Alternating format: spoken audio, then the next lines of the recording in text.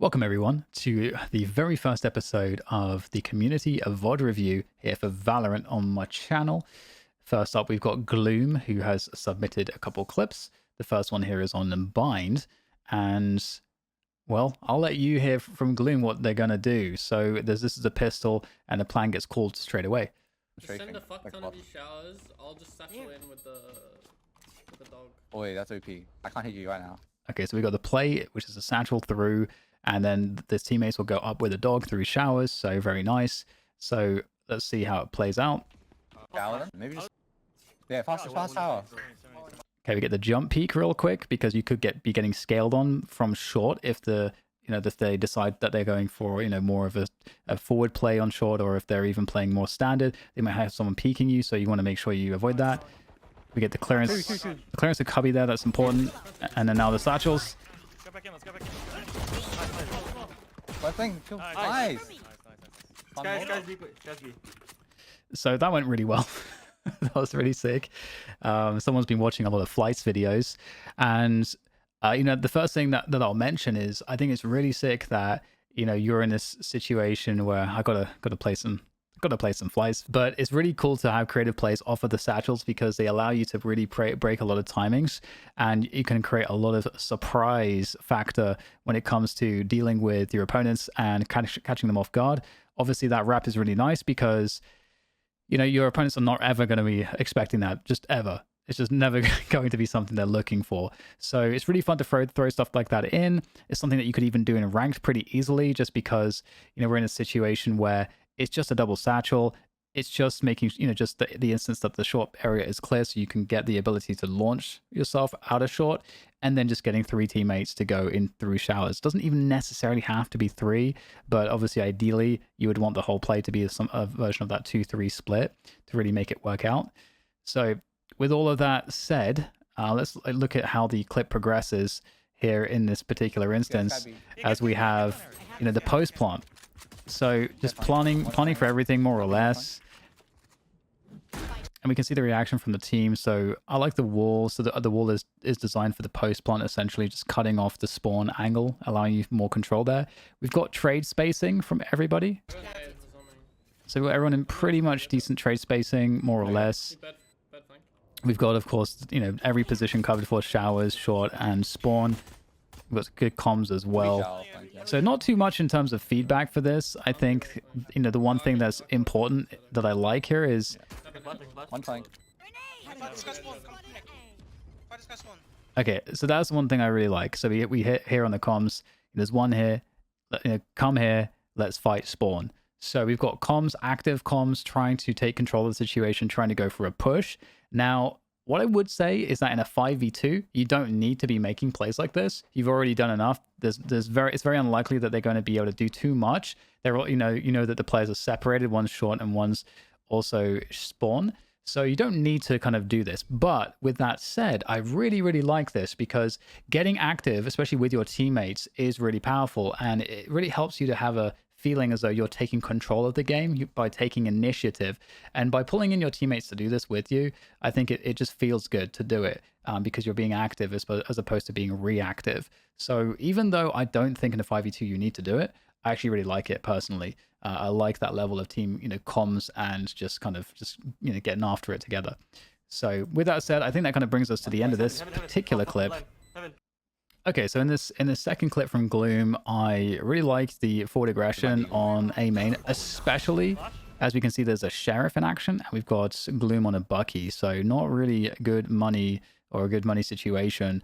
And we've got what we see here in front of us, which is a Viper orb for retaking purposes. This is so that if you decide to go really hard on A main control as the defenders, the attackers, by putting down this poison orb, can better retake this position later on, because usually what will happen if they don't go here at the start of the round, the attackers, they'll go towards B and C, and then maybe they come back to A. And if they're going to B and C, then it kind of necessitates the defenders to peel players off of this initial aggression. So later in the round, when the attackers will come back to try to retake this area, it should have less defenders guarding it. So having this forward Viper orb actually allows you to take this backspace behind Root and Rubble and allows you to, I mean, what you'll often see is a molly on the left side here by rubble, and that takes away every single forward position from the attacker, from the defenders, I should say. So that's one big note about what the purpose of this Viper Orb actually is why it's there. And so if you see it, that's the purpose in mind. And it's really important to understand what is the purpose, what is the objective behind utility. So, Oh, fuck, come back. so the orb goes up, and during this, someone could be walked behind it. Eagle. Okay. 1B, 1B. Walk on him. Okay, and so they hear that, okay, there's somebody outside B, and they don't hear anything around this area, so it makes a lot of sense to come back. The other thing that's good about what they're trying to do here is, even though there's two players, they are trying to scale and get space on A main. So I really like this as well, because this allows you to get a lot of information as to what's really going on the map.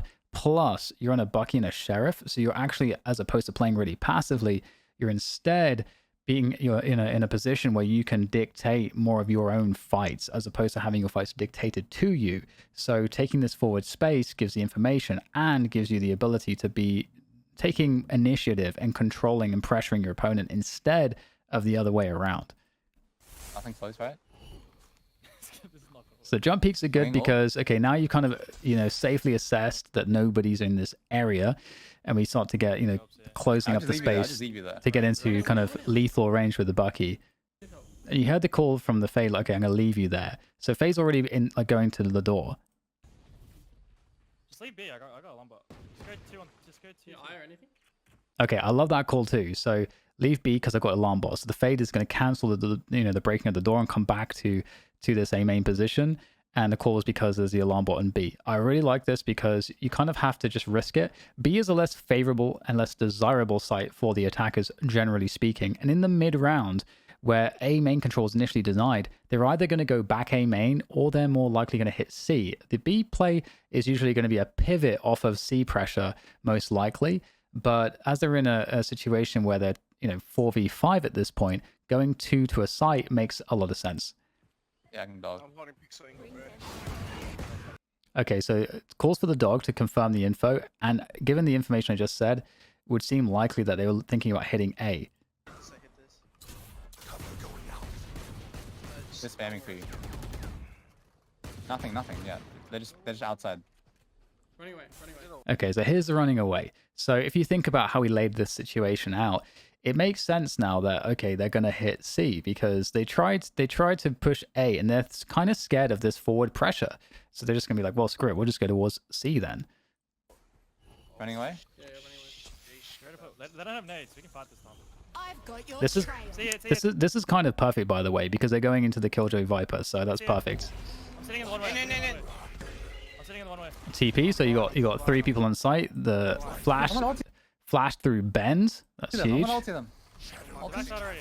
Support smoke on bend. So I love this support smoke because this essentially makes it very hard for them to actually get to the Killjoy on site. It makes it very hard for them to take angles or fight from bend. It stalls them out massively. We also get the fade ult as well, and there's a tiny gap behind this smoke.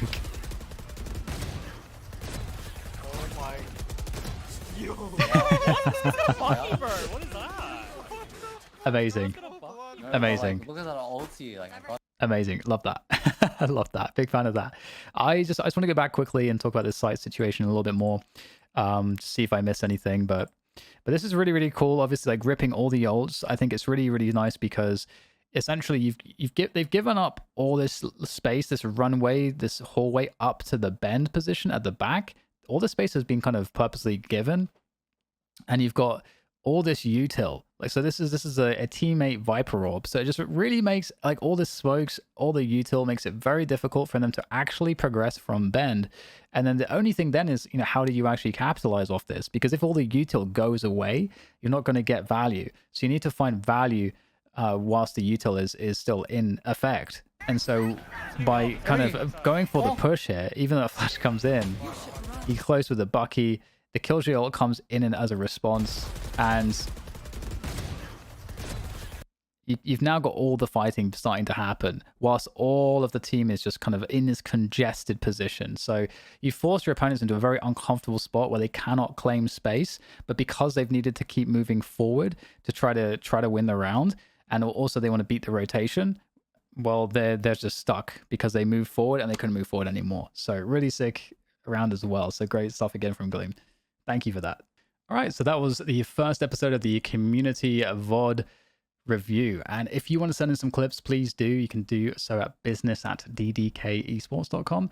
I would love to have your clips for future episodes. If you enjoyed this, please let me know in the comments below. And if you think I should do things differently, or if you want more of something or less of something else, please let me know, because I want to continually evolve this format. I think it's really fun. I think we can kind of learn together as we spotlight people in the community, and I will get on making the next one.